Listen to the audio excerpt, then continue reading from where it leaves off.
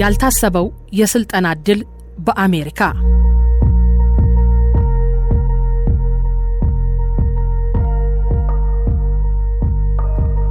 ከሆስፒታል ከወጣው በኋላ የደረሰብኝ ስብራት ሙሉ ለሙሉ ድኖ ባለመግጠሙና ስንጥቅ በመተው ቤት ውስጥ ሆኜ በእረፍት ለትንሽ ወራት ቆየው። በእረፍት ላይ ያለው ግን ከመከላከያ ሚኒስቴር ተደውሎ እንደምፈለግ ተነገረኝ። በቀጠሮ መሰረት ስገኝ የአሜሪካ መንግስት ለአንድ ከፍተኛ መኮንን የትምህርት ዕድል ሰጥቷል። እኛ አንድ መኮንን መልምለን አቅርበናል። የአሜሪካ ኤምባሲ ግን መወዳደር ያለባቸው 2 መኮንኖች ናቸው ስላለን አንተ እንዲሁ ለመወዳደር ብቻ ትቀርባለህ በማለት መልእክቱን ነገሩኝ። ከዚያም ሁኔታውን ሳጣራ በእንግሊዘኛ ቋንቋና በጠቅላላ እውቀት ዙሪያ ፈተና እንደሚሰጡና የተሻለ ውጤት ያገኘ እንደሚወስዱ አረጋገጥኩ። ከ2 ወራት በኋላ የአሜሪካ ኤምባሲ ለፈተናው ጠራን። በመከላከያ የተመለመለው መኮንን እንደ ዋና ተፈታኝ፣ እኔ ደግሞ እንደ አጃቢ ሆነን ለፈተናው ተቀመጥን። ከ1 ወር በኋላ ፈተናውን ስላለፍኩ ለጉዞ እንድዘጋጅ በኤምባሲው በኩል መልእክት ደረሰኝ። ኃላፊዎቼ ደስ አላላቸውም። ምክንያቱም ሊልኩት የወሰኑት ሌላ ሰው ስለነበር የአሜሪካ ኤምባሲን ውሳኔ ለማስቀየር ጥረት ማድረጋቸውንም ሰምቻለሁ። ኤምባሲው ግን በአሰራሩ ጸንቶ በመቆም አሰራሩን እንደሚያከብርና ውሳኔው እንደሚቀጥል አሳወቃቸው። ከብዙ ክርክርና ጭቅጭቅ በኋላ ምርጫ ያልነበራቸው አለቆቼ ለትምህርት ወደ ዩኤስ አሜሪካ እንዲሄድ ፈቀዱ። እነሆ በ1968 ዓ.ም በምዕራብ ትግራይ ቡምበት በተባለ ስፍራ ወታደራዊ ስልጠናና ጦርነትን አሃዱ ብሎ የተቀላቀለው ወጣቱ ዮሐንስ ገብረ መስቀል በ35 ዓመት የጎልማሳ ዕድሜው በሰኔ 1986 ዓ.ም ዓለምን በብቸኝነት ወደምትመራው ልዕለ ኃያሏ ዩኤስ አሜሪካ ሀገር ተጓዘ። አሜሪካ እንደደረስኩ በመጀመሪያ እንግሊዘኛ ቋንቋዬን የማሻሸልበት በቋንቋው የመናገር የማዳመጥና የመጻፍ ክህሎት ስልጠና ወሰድኩ። በመቀጠልም ካንሳስ በሚገኘው የኮማንድና አጠቃላይ ስታፍ የከፍተኛ መኮንንነት ትምህርት ተማርኩ። የወሰድኩት ትምህርት ወታደራዊ ሳይንስ፣ ታሪክ፣ ሕግና ዲፕሎማሲ ላይ ያተኮረ ነበር። ከቀሰምኩት ትምህርትና ከአሜሪካ ቆይታ ያገኘሁት ትልቅ ዕውቀት አሜሪካውያን አንድ ሀገረ መንግስት ለመመስረት የተጓዙበትን ርቀትና ያሳኩትን ውጤት የተመለከተ ነው። በተለይ ደግሞ ከዓመታት የአገር ውስጥ የእርስ በርስ ጦርነት ተላቀው ፍጹም እንዳይደገም በሚል እምነት በመቻቻል፣ በውይይት፣ በክርክር፣ በድርድርና በምርጫ የጸናና ተከታታይነት ያለው ስርዓተ መንግስት መመስረት መቻላቸው መንፈሳዊ ቅናት አሳድሮብኛል። እርግጥ ነው ዩኤስ አሜሪካ ባነገበችው ዓለምን የመቆጣጠር ኢምፔሪያሊስታዊ ባህሪ የተነሳ ከአገሯ ውጭ ከጦርነትና ግጭት መውጣት ያልቻለችበት ሁኔታ መኖሩን መካድ አይቻልም። አገር ውስጥ ግን ያለ አንዳች ጦርነትና የጦር መሳሪያ መማዘዝ ዲሞክራሲያዊ የስልጣን ሽግግር የሚካሄድበት ስርዓት መገንባታቸው ከኛ አገር ሁኔታ ጋር ሲነጻጸር ቁጭት ይፈጥራል፣ ያስቀናልም። ከሁሉ በላይ ደግሞ መሪዎች ቢያልፉም ፖለቲከኞች ቢቀያየሩም የማያልፍና የማይቀያየር ጽኑ መሰረት ያለው ተቋም መገንባታቸው ታላቅ አድናቆትን ይፈጥራል። አንድን ተቋም በሌላ ተቋም ለመቆጣጠር የፈጠሩት ስርዓት ወይም ቼክ ኤንድ ባላንስ እንዲሁም የሁሉንም ተቋማት ተነጻጻሪ ነጻነት በመመልከት እኛስ መቼ ሆን እንደነዚህ አይነት ጸጋ የሚኖረን የሚል ጉጉት ያሳድራል። የሚዲያው አንጻራዊ ነጻነትና ስነ ምግባርም ያስጎመጃል።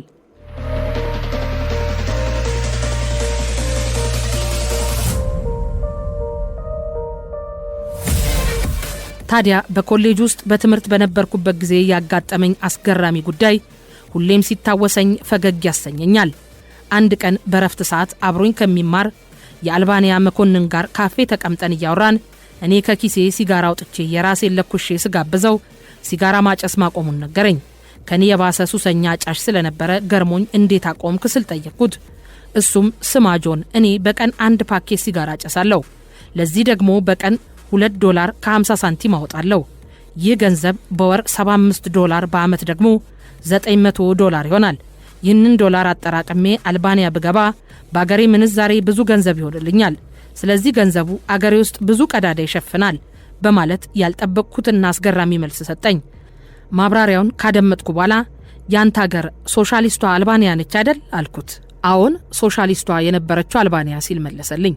እኔ ደግሞ እኮ ሶሻሊስቷ አልባንያ ያቺ እንኳን በከተሞቿ ጎዳና አፕልና ወይን የበቀለባቸው ዛፎች ያሉባት፣ ማንም ሰው በጎዳናዎቿ ሲያልፍ እየሸመጠጠ እንደ ፍላጎቷ የሚበላባት፣ ሁሉም እንዳቅሙና ችሎታው ሰርቶ እንደ ፍላጎቱ የሚያገኝባት፣ ለማኝና ደሃ የማይታወቅባት አልባንያ በማለት የገዛ አገሩን ሀብት ዘረዘርኩለት። እሱም ባድናቆት ካደመጠኝ በኋላ ይህንን ወሬ ከየት ነው ያመጣው? ማን ነው እንደዚህ ብሎ የነገረ ሲል አፋጠጠኝ። በሁኔታው ደነገጥኩ፣ ሀፍረትም ተሰማኝ። ነገር ግን ማስረዳት ነበረብኝና ገለጻዬን ቀጠልኩ። በአውሮፓውያኑ በ1978 ዓ.ም በትጥቅ ትግሉ ጊዜ መለስ ዜናዊ፣ አባይ ፀሐዬና ስዩም መስፍን የሚባሉ የኛ የፖሊት ቢሮ አባሎች ወደ አገራችሁ ወደ አልባንያ ለጉብኝት ሄደው ነበር። ለአንድ ወር ያህል ቆይተው ከተመለሱ በኋላ በአገራችሁ ያዩትን ዝርዝር ዜና ህዝባዊ ማዕበል የተሰኘ የድርጅቱ መጽሔት ላይ ጽፈውት ነበር። አሁን የነገርኩን በሙሉ አዲ ሸላታት ወይም የንስሮች አገር በሚል ርዕስ እነሱ ከጻፉት የወሰድኩት ነው ስል ተረኩለት። አልባንያዊው መኮንን በሳቅ ፈንድቶ ትንሽ ፋታ ከወሰደ በኋላ እኔ ስለማውቃትና አገሬ ስለሆነችው አልባንያን የጻፉት ወይስ ሌላ የማናውቃት አልባንያ አለች በማለት በድንጋጤ ክው አደረገኝ። ከዚያ ቀጥሎ ከሱ ጋር ተንተክትኬ ከመሳቆች ሌላ አማራጭ አልነበረኝም። እምባዬ በሁለት ጉንጮቼ ኮለል ብሎ እስኪወርድ ድረስ ለሩብ ሰዓት ያህል እያሳረፍኩ ሳኩኝ። ከዚያ ጊዜ ጀምሮ ነበር ስለ ኮሚኒዝም፣ ሶሻሊዝም፣ ስለ ምስራቁ ጎራ እንዲሁም ስናቀነቅነው ስለነበረው ማርክሲዝም፣ ሌኒኒዝም ርዕዮተ ዓለምና ስለ ሶሻሊስት ስርዓተ ግንባታ በጥልቀት መመርመር የጀመርኩት። ከመኮንኑ ጋር እንደተለያየን ሰሞን ስለ አልባንያ የተጻፉ አንዳንድ መጻሕፍትን አንብቤ በሁሉም መመዘኛዎች አልባንያ በአውሮፓ ከሚገኙ አገሮች እጅግ ደሃና ኋላ ቀር አገር እንደሆነች ተረዳው። ያ በመሪዎቻችን በውብ ቃላት ተከሽኖ በዜና ህዝባዊ ማዕበል መጽሔት የሰፈረው ጽሑፍ ዓላማው ግልጽ ሊሆንልኝ አልቻለም። ለነገሩ ገና አዲስ አበባ ከመግባታችን በፊት የማሌሊት ፈጣሪ መለስ ዜናዊ በአሜሪካ ሀገር ጉብኝት አድርጎ ከተመለሰ በኋላ ማሌሊት የተሰኘው የላባደር ፓርቲ ሞቶ በህቡ መቀበሩን ከፍተኛ ካድሬዎች የተባልነው ቀስ በቀስ ተረድተነዋል። ስለዚህ በመጽሔቱ የታተመው የአልባንያ ተረት የቅን ሐሳቢውንና ህዝባዊውን ታጋይ ተስፋ ሰማይ ለመስቀል ታስቦ የተደረገ መሆኑ በሂደት ገብቶኛል። አጥኚዎች ዘ አርት ኦፍ ዋር በሚባለው ዘመን ተሻጋሪ መጽሐፉ ዓለም የሚያውቀውን ጥንታዊ ቻይናዊ ጸሐፊ ሳንዙ በጊዜው ጀነራልና የጦር ስልት ቀያሽ የነበረ ሊሆን ቢችልም የጦርነት ጠመኛ እንዳልነበረ ይመሰክሩለታል። እኔም ከመጽሐፉ ጋር የተዋወቅኩት በዚሁ ለትምህርት አሜሪካ ከሄድኩበት ጊዜ ነበር። መጀመሪያ ያገኘኋቸው የአሜሪካ ሰራዊት መኮንኖች መጽሐፉን ከሻንጣቸው አይለዩትም። በሂደት ለጥናትና ምርምር ማጣቀሻነትም በስፋት ሲጠቀሙበት ለማየት ቻልኩኝ። ያ ሁሉ ነገር ጉጉት ስላሳደረብኝ እኔም ይህንን መጽሐፍ ማንበብ አለብኝ ብዬ ገዝቻ አነበብኩት። ስጨርሰውም ካነበብኳቸው ከሁሉም መጽሐፍት የበለጠ ሆኖ አገኘሁት። ቀጥሎ ደጋግሜ ባነበውም እንደ የሥራ መመሪያ ባየውም በጣም ሊጠቅመኝ የሚችል መጽሐፍ ስለሆነ እንደ መነጽር ልጠቀምበት ወሰንኩኝ። በኢትዮ ኤርትራ ጦርነት ጊዜ ሁኔታዎችን አጥርቶ ለማየትና ለመረዳት አግዞኛል። የተሰጠኝን ኃይል ለማዘጋጀትም የውጊያ ዕቅድ ለማውጣትም በተሰጠኝ ግዳጅ ላይ አብረውኝ ከነበሩት ጓዶች ጋር በመሆን መጽሐፍ ውስጥ ባሉ ቁም ነገሮች አማካይነት ኮሩን ለማዘጋጀትና የዝግጅቱን ውጤት ለመለካት ጭምር ተጠቅሜበታለሁ። መጽሐፉ ሰራዊትን ለውጊያ ወይም ለጦርነት የማዘጋጀት መንገድን ብቻ የሚያሳይ ስላልሆነ ኋላ በሰላም አስከባሪነት ከተባበሩት መንግስታት ጋር በሰራሁበት ጊዜም በጣም ጠቅሞኛል።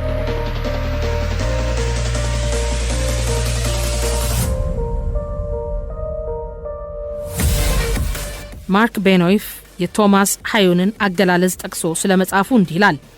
ሳንዙ may have been a general, but he wasn't a warmonger.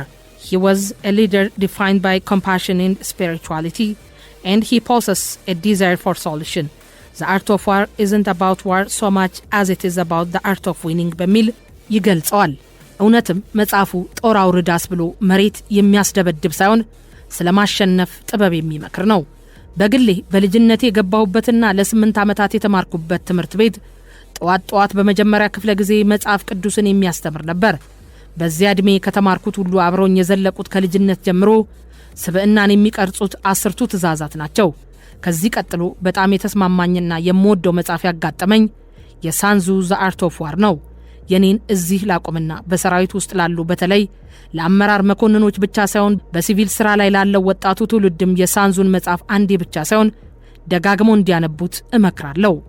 በ1985 የአሜሪካ ሀገር ትምህርቴን ጨርሼ በአድቫንስድ ዲፕሎማ ከተመረኩ በኋላ በዋሽንግተን ዲሲ ከተማ በተለይ በመንጋጋይ ቁስል ላይ ያተኮረ ሕክምና እንዲደረግልኝ የሽግግር መንግስት ፈቀደልኝ።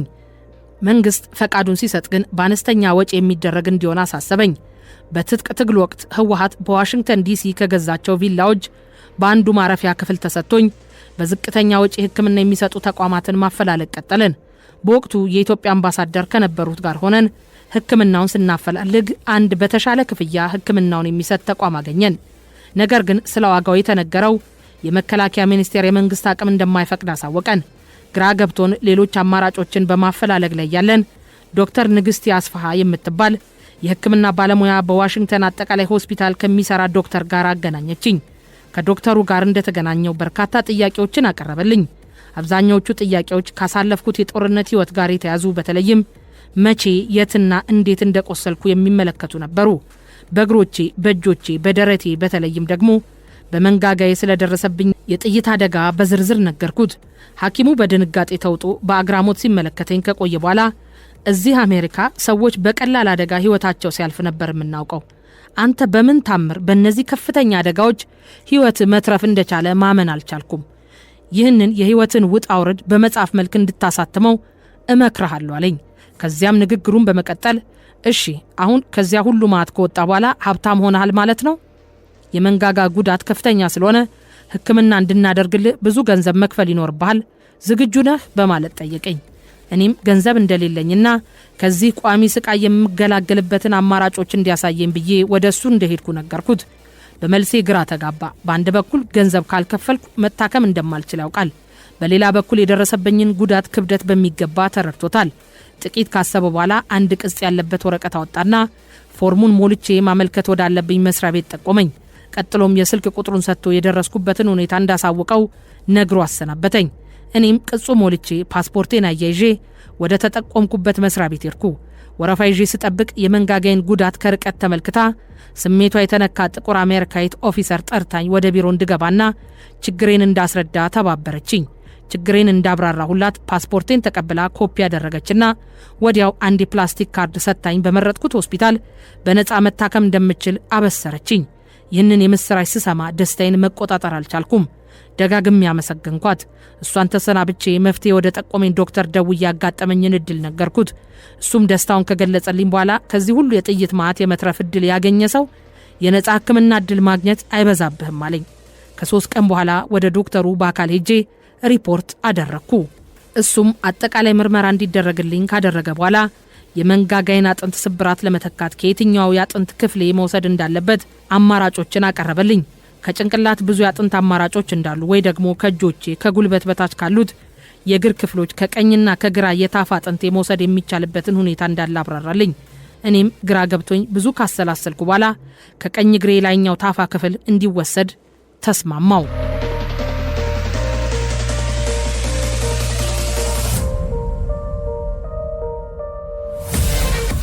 አስፈላጊው ዝግጅት እስኪደረግ ለ2 ሳምንት ጠብቄ ወደ ቀዶ ሕክምና ክፍል ገባው። በምርጫዬ መሰረት ከቀኝ ታፋ አጥንት ወስደው የቀዶ ጥገና ስራ በማካሄድ የመንጋጋዬን የተሰበረ አጥንት ጥገና አደረጉልኝ። የቀዶ ጥገናው ሕክምና ከባድና ውስብስብ ስለነበር 8 ሰዓታትን ፈጅቷል።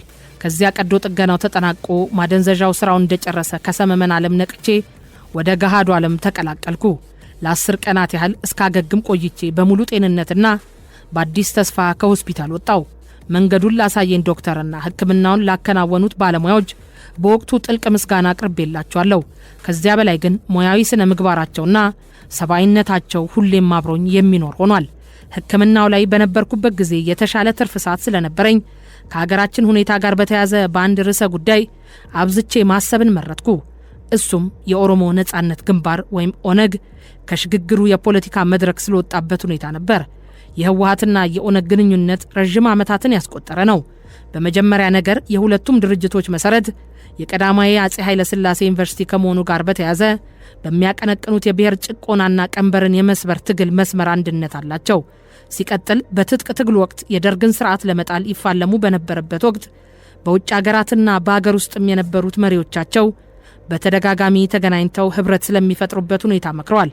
በመጨረሻ የህወሓት ማዕከላዊ ኮሚቴ አባል በሆነው ክንፈ ገብረመድን የፖለቲካ አስተባባሪነትና ኮማንደርነት የምትመራ ሻለቃ ወደ ወለጋ በረሃዎች ተልካ በአጋርነት ከመዋጋታቸው በላይ የስልጠናና የትጥቅ ድጋፍ ተደርጓል። ሆኖም ግን ሻለቃዋ የተሰጣት ተልኮ ጫፍ ላይ ሳይደርስ ከኦነግ አመራሮች ጋር በተፈጠረ የሐሳብ ልዩነት ምክንያት እንድትመለስ ሆኗል። ይህ ሁሉ ካለፈ በኋላ በ1982 ዓ.ም እና በ1983 ዓ.ም በዩኤስ አሜሪካና በአውሮፓ መንግስት ድጋፍ ከደርግ መንግስት ጋር በሮምና በለንደን ከተካሄዱት የሰላም ድርድሮች ላይ የህወሓትና የኦነግ መሪዎች መሳተፋቸው የሚታወቅ ነው። ከዚያም በደርግ መንግስት ውድቀት ዋዜማ የህወሓት ሊቀመንበር መለስ ዜናዊና የኦነግ ምክትል ሊቀመንበር አቶ ሌንጮ ለታ በኤርትራ ሰንዓፈ ውስጥ ተገናኝተው ስለ ሽግግር መንግስት መስረታ ተወያይተው ስምምነት በመድረሳቸው ተፈራርመዋል።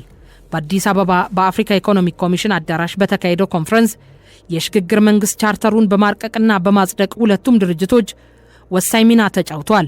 በቻርተሩ መሰረት የሽግግር መንግስት እንደተቋቋመ ኦነግ 3 የካቢኔ ሚኒስትርነት ቦታ በመውሰድ የሽግግሩ አካል ሆኖ ቀጥሏል።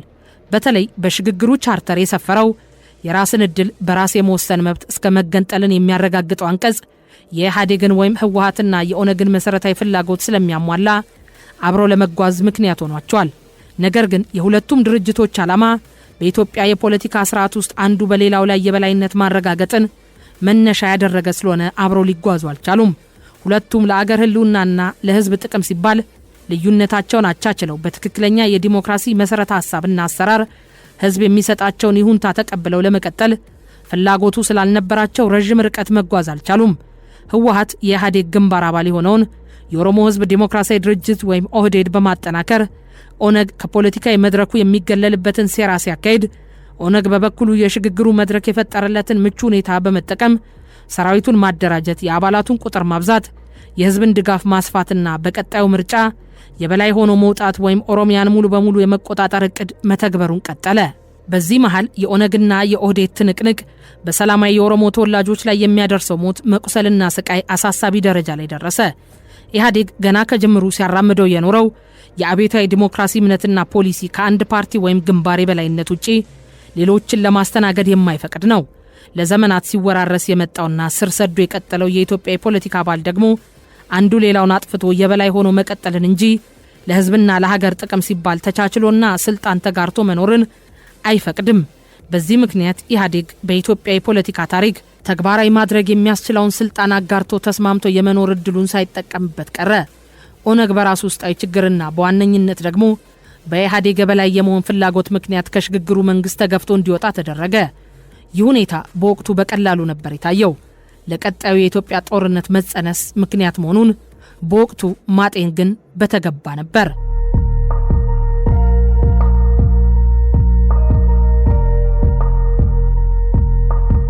የህወሓትና የታጋዮቹ መቋሰል።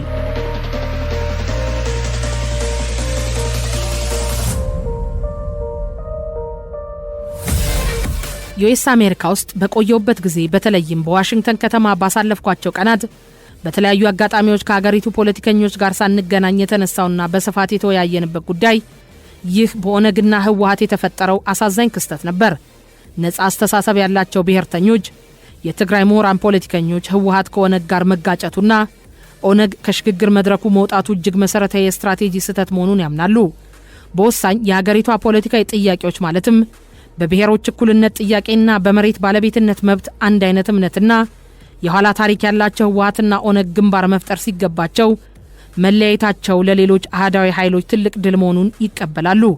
ይህ ችግር በቀጣይነት የሚያደርሰው ጥፋትና ውድመት ከባድ እንደሚሆን የተነበዩም ነበሩ። ትምህርቴን ጨርሼ ወደ ሀገር ቤት ስመለስ ይህ ስሜት ስጋት ፈጥሮብኝ እንደነበር አስታውሳለሁ። ከዩኤስ አሜሪካ ተመልሼ መከላከያ ሚኒስቴር ሪፖርት አደረግኩ። ወቅቱ ሰኔ 1987 ዓ.ም ነበር። ገና ወደ አገር ቤት ሳልመለስ መደበኛ የመኮንነት ማዕረግ ተሰጥቶ ጠበቀኝ። ለተወሰኑ የህወሓት ሰራዊት አዛዦችና ለማመጣጠን ተብሎም ለኢህዴን ኦህዴድና ዘግይቶም ለተቋቋመው የደቡብ ኢትዮጵያ ህዝቦች ዴሞክራሲያዊ ንቅናቄ ከብርጋዴር ጀነራልነት እስከ ሜጀር ጀነራልነት የሚደርስ የጀነራል መኮንንነት ማዕረግ ተሰጥቷል። አሰጣጡ በአመዛኙ ብቃት፣ እውቀትና አገልግሎትን መሰረት ያደረገ ሳይሆን የኔትወርክ የብሔርና የድርጅት መመጣጠንን ያማከለ ነበር። ለኔም የኮሎኔልነት ማዕረግ እንደተሰጠኝ ተረዳው። ስደርስ ይህ የማዕረግ አሰጣጥ ሰራዊቱ መሃል የፈጠረው ቅሬታና ብዥታ ተስፋፍቶ ጠበቀኝ። ከዚህም አልፎ እያንዳንዱ የህወሓት የመከላከያ አባል 2 ደረጃ ዝቅ እንዲል፣ የሌሎቹ ድርጅቶች አባላት ደግሞ 2 እርከን ከፍ እንዲሉ ተወስኖ ተግባራዊ በመደረጉ ውስጥ ለውስጥ የሚብላላ ቁስል ፈጥሯል። የህወሓት ታጋዮች ያንን ደረጃ ያገኙት በዋዛ ሳይሆን እጅግ አስቸጋሪና ፈታኝ የውጊያ መድረኮችን አልፈው ከሰማይ የሚወርዱ ፍንዳታዎችና ከምድር የሚወነጨፉ ተተኳሾችን በአካላቸው ላይ አብርደው ከፍተኛ የስነ ልቦና ጫናዎችን አልፈው ነበር። ይሄ ሁሉ የከፈሉት ለማመን የሚከብድ መስዋዕትነት ወደ ጎን ተገፍትሮ ከደረጃ ዝቅ በል የሚል መመሪያ በላያቸው ላይ ሲፈጸም ህሊናቸው እንዴት ይቀበለዋል? ከዚሁ ጋር በተያያዘ ሌላው ያጋጠመው ፈተና 30 በመቶ የሚሆነው የህወሓት ሰራዊት ተቀንሶ ወደ ዳንሻ መላኩ ነበር። የስነ ልቦና የገንዘብና የቁሳቁስ በቂ ዝግጅት ሳይደረግ ወደ ምዕራብ ትግራይ ወደ ዳንሻ በረሃዎች የተላከው ታጋይ ከአዲስ የኑሮ ፈተና ጋር ፊት ለፊት እንዲላተም ተደረገ። ይህ ድርጊት በተቀነሰው ታጋይና ቤተሰቦቹ ብቻ ሳይሆን በትግራይ ህዝብ ላይ የፈጠረው አሉታዊ ስሜት በቀላሉ የሚጠቀስ አይደለም። ለኢህአዴግ ወይም ህወሓት የፖለቲካ መሪዎችና የመከላከያ ኃላፊዎች ግን ችግሩ የሚያንገበግባቸው አልሆነም። ችግሩን በጥልቀት ተረድተው ጊዜ ወስደው ከመፈተሽ ይልቅ ጭራሽ አድበስብሰው ማለፍን ከመምረጥ አልፈው በስመ ዲሞቢላይዜሽን አጋጣሚውን የሙስና ምንጫቸው አድርገውት ነበር። ችግርን ይጎትታል እንደሚባለው በ1985 ዓ.ም በስፋት የተካሄደውና በህወሓት መካከለኛና ተራ ታጋዮች ላይ ያነጣጠረው ግምገማ ስር የሰደደ መቋሰልን ፈጥሯል። በህወሓት ማዕከላዊ ኮሚቴ ግምገማ የቀረበው መነሻ ሐሳብ የድርጅቱ አናት ጤናማ መሆኑና በሙስና በስነ ምግባር ብልሹነትና በጸረ ዲሞክራሲ ተግባራት የተዘፈቀው ከማዕከላዊ ኮሚቴ ውጭ ያለው አባል እንደሆነ ይደመድማል። በተለያዩ መድረኮች የተሳተፉት ታጋዮች የአሳ ግማቱ ካናቱ የሚለውን ብሂል በመጠቀም የተጠቀሱት ዝርዝር ችግሮች ዋናው ባለቤት ማዕከላዊ ኮሚቴው እንደሆነ በማመልከት በጽናት ተከራከሩ። ነገር ግን የድርጅት የመንግስት የመከላከያ የጸጥታና ደህንነት መዋቅሮችን ተቆጣጥሮ የተጠናከረው የህወሓት ማዕከላዊ ኮሚቴ ከእርሱ ጋር ሰንሰለት ያላቸውን ከፍተኛ ካድሬዎች ጭምር ተጠቅሞ ታጋዩን አሸማቀቀው። በመጨረሻም ታጋዩ ሳይወድ በግድ አዎ ችግሩ የኛ ነው፣ የማዕከላዊ ኮሚቴ አባላትን በሐሜትና በስም ማጥፋት አጠልሽተናቸዋል እንጂ ብፁዓን ናቸው ከሚል ከአፍ ያልዘለለ መደምደሚያ ላይ ደረሰ። ይህም ስላመነበት ሳይሆን አሃ የስልጣን ዱላ ከበረሃው ዱላ ቢብስ እንጂ አያንስም በሚል ስጋት ነው። እርግጥ ነው በተለያዩ የስምሪት አጋጣሚዎች ከመሰረታዊ ታጋይ የእምነት ማግደል ወይም የስነ ምግባር ብልሹነት የታየበት ይጠፋል ማለት አይደለም። ነገር ግን አብዛኛው ታጋይ መስዋዕትነት የከፈለለትን ህዝባዊነት ጠብቆ ተልእኮውን በቁርጠኝነት ሲፈጽም የቆየ ነው። መገምገም ካለበትም በዚህ ደረጃ ጥቂት አጥፊዎችን ለማረም በሚያመች አቅጣጫ መሆን ነበረበት። በተቃራኒው የማዕከላዊ ኮሚቴው አባላት ግዙፉን የመንግስትና የድርጅት ሀብት የሚያንቀሳቀሱ በህዝብ መሬት ንብረትና ገቢ የሚወስኑ በመሆናቸው ለእምነት ማጉደል፣ ሙስናና የስነ ምግባር ብልሹነት የተጋለጡ ናቸው። በመሆኑም በዚህ አካል ላይ ትኩረቱን ያደረገ የግምገማ መነሻ ሀሳብ ከማቅረብ ይልቅ የታችኛውን አባል የሚቀጠቅጥና የሚያሸማቀቅ አቅጣጫ በመከተላቸው ድርጅቱ ሊስተካከል የሚችልበት እድል ለአንዴና ለመጨረሻ እንዲመክን ምክንያት ሆኗል። ይህ የአስተዳደር ዘይቤ የህወሓት አመራሮች ገና ከጥንት ከጠዋቱ ሲከተሉት የቆየ አሰራራቸው ነው። ከ1969 እስከ 1970 ዓ.ም በድርጅቱ ታሪክ ህንፍሽፍሽ ወይም ቀውስ ተብሎ በሚጠቀሰው የፖለቲካ ሁከት ጊዜ የተለያዩ ጥያቄዎችን ያነሱ ታጋዮችን ጸጥ ረጭ ያደረጉበትን መንገድ በአብነት መጥቀስ ይቻላል። ሐቁ እነሱ ህንፍሽፍሽ ብለው እንደፈረጁት ሳይሆን ከሁለተኛ ደረጃ ትምህርት ቤቶች ከኮሌጆችና ከዩኒቨርሲቲ የመጡ ወጣት ታጋይ ተማሪዎች በተለያዩ ጽሑፎች ያነበቧቸውን ዲሞክራሲ አሰራሮችን እያጣቀሱ ጉድለት ያሏቸውን ጉዳዮች አንስተው አመራሩን ስለሞገቱት ነበር ሰለባ የሆኑት። ያነሷቸው ጥያቄዎች በውሳኔዎች ላይ አሳታፊነት ይኑር፣ የአመራር ስብጥር የሁሉም አውራጃዎች ተወላጆችን ያካተተ መሆን አለበት፣ አብዛኛው የኮማንደርነትና የኮሚሳርነት ቦታ በትውውቅና በአብሮ አደግነት ላይ የተመሰረተ እንዲሁም በአድዋ አክሱምና ሽሬ ተወላጆች የተያዘ ነው፣ የሌሎች አውራጃዎች ተወላጆች ተገለናል፣ ወዘተ የሚሉ ነጥቦችን የያዙ ነበሩ። እነዚህ ጥያቄዎች አንድ ህይወቱን ሳይሰስት ለመስጠት ለመጣ ታጋይ የመጀመሪያ ደረጃ ሊባሉ የሚችሉ የዲሞክራሲ ባህሪ ያላቸው ጥያቄዎች ናቸው። ነገር ግን አመራሩ ይቺ ባቄላ ካደረች አትቆረጠምን በሚል ብሂል ታውሮ በኃይል መፍታቱን መረጠ። ጥያቄዎችን ያቀረቡና በንቅናቄው ተሳትፏል የተባሉ ታጋዮች በሂስ በእስራትና በግድያ እንዲቀጡ ተደረገ። ይህ ክስተት የድርጅቱ አመራር ገና ከጠዋቱ እንዲስተካከልና ዲሞክራሲያዊ አሰራር እንዲከተል የሚያስችለውን እድል እንዳያገኝ አድርጎታል። ከዚህ በተቃራኒ አመራሩ እጅግ የሚፈራ አምባገነን፣ የማይደፈር የማይወቀስና እንደ ጣዖት የሚመለክ እንዲሆን አደረገው። ይህ የአመራር ባህል ነክሶብን ኖሮ ማሌሊት ከተመሰረተ በኋላም ጥብቅ የፓርቲ ዲሲፕሊንና ማዕከላዊነት በሚል መሰረተ ሀሳብ ተጠናክሮ ቀጠለ። ከተጋድሎ ሐርነት ኤርትራና ከህዝባዊ ግንባር ሐርነት ኤርትራ ቀድሞ ከቀሰሙት የውስጥ አፈና በተጨማሪ በ1978 መሪዎቹ ወደ አልባንያ ተጉዘው ይዘውት የመጡትም የአልባንያ ኮሚኒስት ፓርቲ የውስጥ ተቃውሞችን አፍኖና ሰጥለጥ አድርጎ የሚጓዝበትን ተሞክሮ ነው። ደሃዋን አልባንያ እንደ ሞዴላቸው የተጠቀሙባት አንዱ መነሻቸውም እንዴት በአምባገነንነት በአስተማማኝ መቀጠል እንደሚቻል ምሳሌ ስለሆነቻቸው ነው። እነሆ ይህ ለውድቀታችን መሰረት የሆነው ዲሞክራሲን የማጥበብና በምትኩ አምባገነንነትን የመትከል የአመራር ፖሊሲን ተከትሎ ወጥቶ መንግስት ከመሰረትም በኋላ መመሪያችን ሆነ። በ1985 ዓ.ም የተካሄደው ግምገማ ታጋይ ሆይ ሰጥለጥ ብለ የተሰጠን መመሪያ በፍጹም ታማኝነት እየተገበርክ ትቀጥላለህ፣ አለበለዚያ የትም ትጣላለህ የሚለውን ጠንካራ መልእክት ያስተላለፈ ነበር። እጅግ የሚያሳዝነው ነገር የድርጅት አመራርን ለመገልበጥ አሲራቸዋል ተብለው የተወነጀሉ ወደ 20 የሚጠጉ የመከላከያ አባላት ተይዘው መታሰራቸው ነው።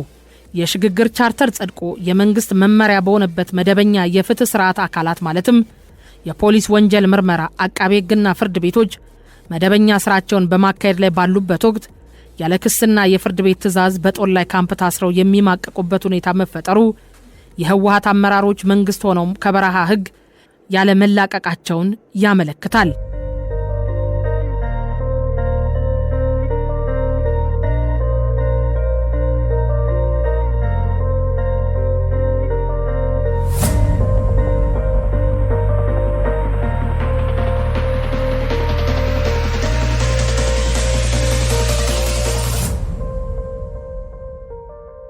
በእንደዚህ አይነት የተወሳሰበና አመቺ ያልሆነ ሁኔታ ላይ ነበር ከአሜሪካ ተመልሼ የአዲስ አበባን ድባብ የተቀላቀልኩት።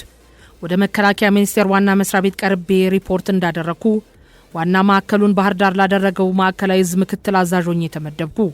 ምክትል አዛዥ በመሆን የተመደብኩበት አመክንዮ ግልጽ ሊሆንልኝ አልቻለም። ምክንያቱም በወታደራዊ ሳይንስ እውቀትና ልምድ በአካዳሚያዊ ትምህርትና አገልግሎት ብልጫ ያለኝ በመሆኔ ምክትልነት ያልተዋጠልኝም።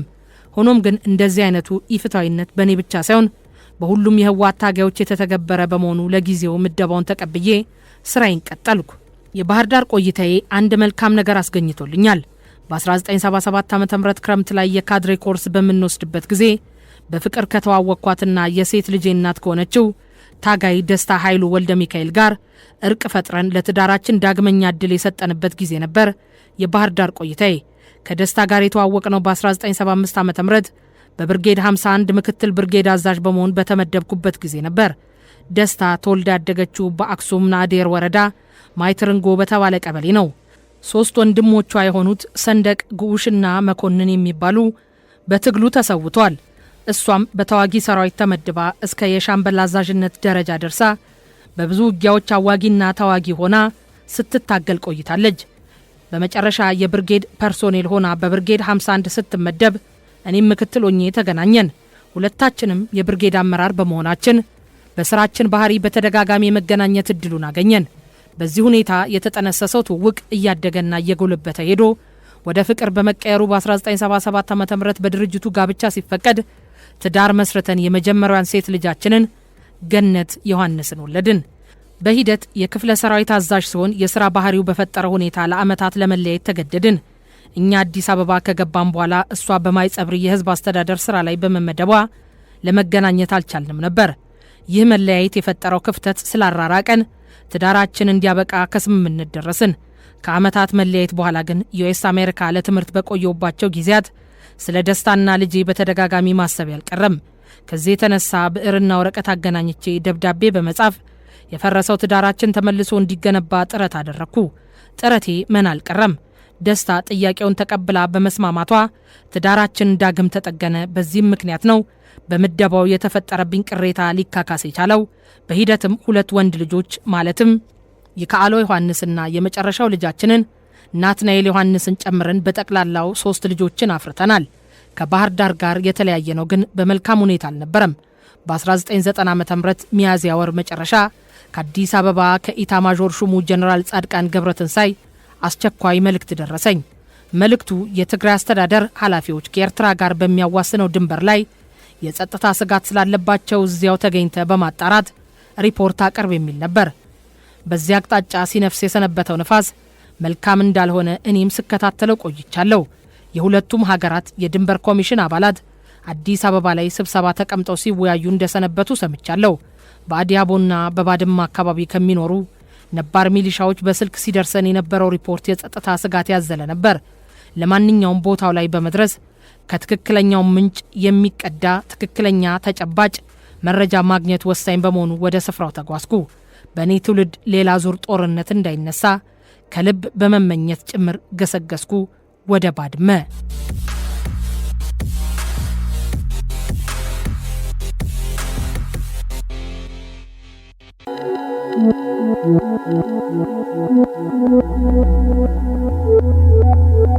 ቀጣዩን የትረካውን ክፍል ለማድመጥና በቋሚነት ለመከታተል ቀጣዩ የትረካው ክፍል ሲለቀቅ ማሳወቂያ እንዲደርሶት ቻናሉን ሰብስክራይብ እና ሼር ያድርጉ።